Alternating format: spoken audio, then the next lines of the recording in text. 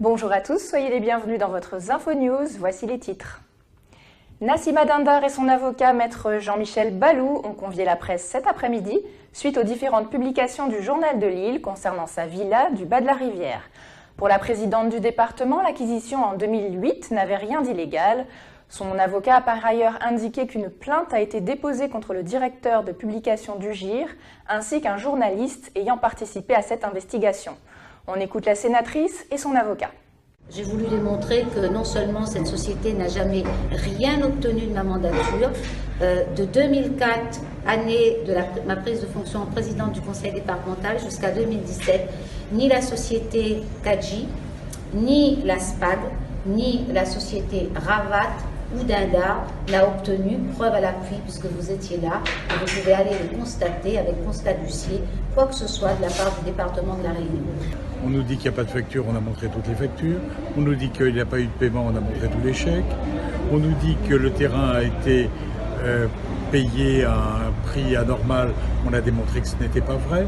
On nous dit qu'il y a eu un promoteur à qui on a fait un cadeau, on a démontré que c'était faux. La seule chose qui reste maintenant est entre les mains de la justice, c'est une plainte pour diffamation publique envers un citoyen chargé d'un mandat public.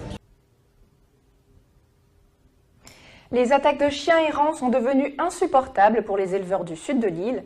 Des attaques répétées qui ont causé la perte de nombreuses bêtes et la grande colère des éleveurs. Pour rappel, 5 moutons, 4 lapins et 3 poulets ont encore été tués dans la nuit de dimanche à lundi. André-Étienne Akoun annonce ce jour la création d'une louveterie pour réguler la surpopulation de chiens errants. Elle devrait être opérationnelle au cours du premier semestre 2018. L'association Entreprendre pour la sécurité routière en entreprise renouvelle son action Radar pédagogique en partenariat avec la sous-préfète de Saint-Benoît. Le but du dispositif est de sensibiliser l'ensemble des conducteurs sur le respect du code de la route en matière de limitation de vitesse.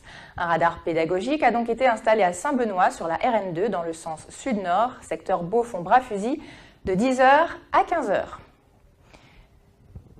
Premier jour d'un procès qui devrait finalement durer une semaine, comme nous vous l'annoncions ce midi. Il s'agit de la plus grosse affaire d'arnaque à la défisque connue à ce jour à La Réunion. La question de l'irrégularité a été abordée, l'historique de l'affaire a été repris et demain, les premiers prévenus seront entendus.